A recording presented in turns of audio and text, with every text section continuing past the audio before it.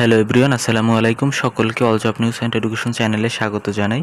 চলে আসলাম নতুন একটি ভিডিও নিয়ে। তো আজকে ভিডিওর বিষয় হচ্ছে, দেখেন, পল্লী দারিদ্র বিমোচন ফাউন্ডেশন আপনাদের এই নিয়োগ বিজ্ঞপ্তিটি 2025 সালে প্রকাশিত হয়েছিল। তো আপনারা অনেকেই আমাকে প্রশ্ন করেছিলেন যে এই পদের পরীক্ষা কবে হবে। দেখেন, এখানে দুটি পদ ছিল। একটি হচ্ছে উপজেলা দারিদ্র বিমোচন কর্মকর্তা, যেটা হচ্ছে নবম গ্রেড, এবং এখানে পদের সংখ্যা হচ্ছে 155 জন, এবং 2 নম্বর হচ্ছে মাঠ কর্মকর্তা 12 গ্রেডের এবং 1175 জন, কিন্তু এখানে পদের সংখ্যা ছিল।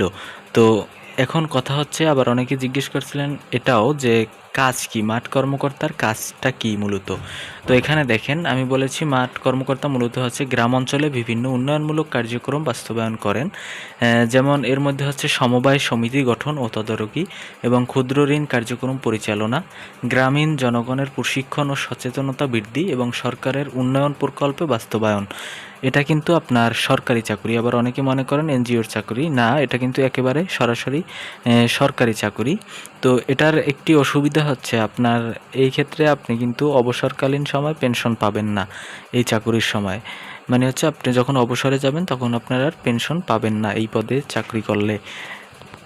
এরপরে হচ্ছে দেখেন প্রমোশনের সুবিধা। এখানে বলা হয়েছে সুযোগ সুবিধা হচ্ছে আপনার সরকারি বেতন স্কেল অনুযায়ী বেতন পাবেন এবং ভাতা ও অন্যান্য সুবিধাদি পাবেন, চাকরির স্থায়িত্ব পাবেন এবং ভবিষ্যতে উচ্চ পদে যাবার সুযোগ আপনার কিন্তু থাকবে। এরপরে যদি বলি, এখানে আপনার প্রশ্ন করেছিলেন যে পরীক্ষা কবে অনুষ্ঠিত হবে। তো পরীক্ষা অনুষ্ঠিত হবে আপনার, এটা হচ্ছে যেহেতু এখনও তারা অফিসিয়াল কোনো ঘোষণা দেয়নি, দেখেন এখন কিন্তু ইতিমধ্যে পরীক্ষাগুলো নিয়ে নিচ্ছে। তো এরপরে কিন্তু পরবর্তী ধাপে আপনার এই পরীক্ষাটির ডেডলাইন যে কোনো সময় দেওয়া হবে। তো বলা যাচ্ছে যে জুন জুলাই মাসের মধ্যে আপনার এই পরীক্ষাটি নেওয়ার সম্ভাবনা রয়েছে।